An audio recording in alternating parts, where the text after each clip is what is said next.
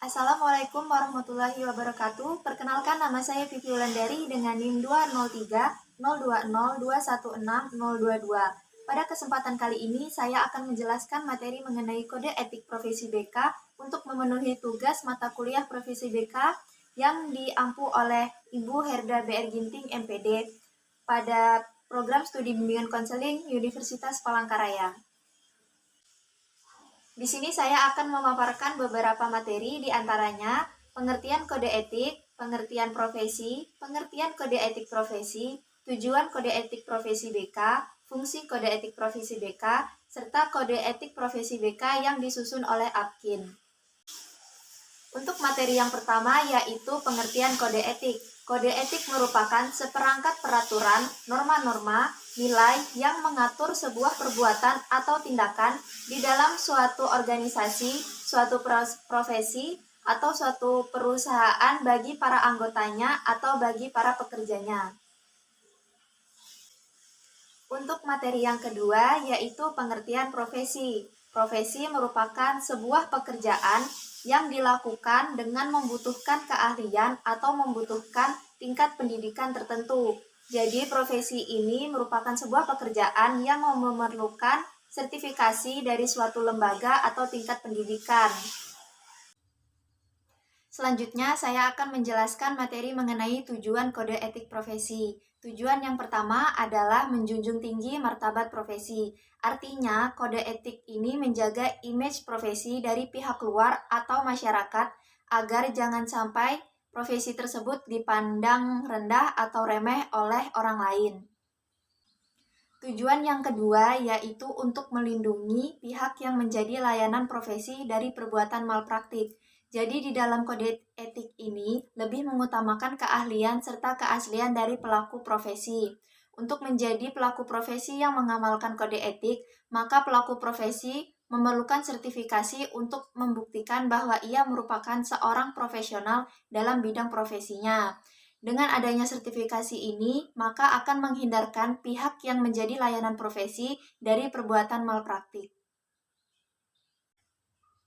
Tujuan yang ketiga yaitu untuk meningkatkan kualitas profesi. Jadi di dalam kode etik ini memuat norma-norma yang menganjurkan para anggotanya untuk berusaha meningkatkan mutu anggota profesi sesuai dengan bidang pengabdiannya.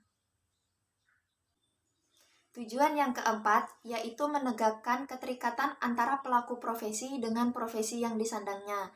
Dengan adanya kode etik ini, maka akan muncul keterikatan atau keeratan antara pelaku profesi dengan profesinya.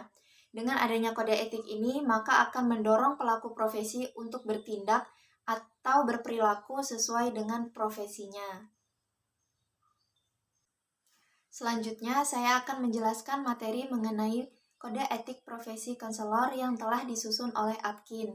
Pada bidang yang pertama yaitu kualifikasi. Seorang konselor harus memiliki nilai, sikap, keterampilan, pengetahuan, serta wawasan di bidang bimbingan dan konseling. Dengan adanya kualifikasi tersebut akan membuat konselor memperoleh pengakuan serta kemampuan sebagai konselor. Bidang yang kedua yaitu informasi, testing, dan riset. Seorang konselor wajib mengetahui bagaimana caranya menyimpan serta menggunakan informasi-informasi yang berkaitan dengan bimbingan dan konseling. Konselor juga wajib menyimpan kerahasiaan informasi-informasi di bidang bimbingan dan konseling atau konselinya dari pihak-pihak yang tidak terlibat. Bidang yang ketiga yaitu proses pada pelayanan. Seorang konselor harus memberikan pelayanan yang terbaik kepada konselinya dan juga tidak boleh mencampurkan masalah pribadi dan dimasukkan ke dalam proses layanan dan konseling sehingga tidak mencerminkan profesionalitas dari konselor tersebut. Bidang yang keempat yaitu konsultasi dengan rekan sejawat dan alih tangan kasus. Sebagai seorang konselor yang menjalankan tugasnya, maka ia diperbolehkan untuk berkonsultasi dengan rekan sejawat yang memiliki profesi sebagai konselor juga.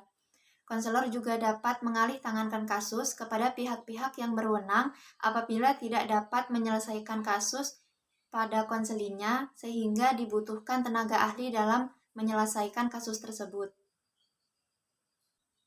Bidang yang kelima yaitu praktik mandiri. Apabila seorang konselor telah mendapatkan izin untuk membuka praktik mandirinya dan telah mendapatkan pelatihan sebagai konselor, maka ia diperbolehkan untuk membuka praktik mandiri di mana pelaksanaan proses bimbingan dan konseling dilakukan secara privat.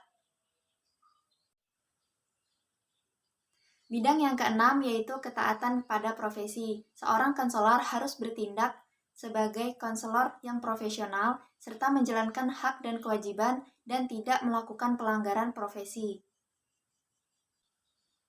Demikian penjelasan dari saya. Saya mohon maaf apabila ada kekurangan dalam penjelasan dan terima kasih atas waktu yang telah diberikan. Assalamualaikum warahmatullahi wabarakatuh.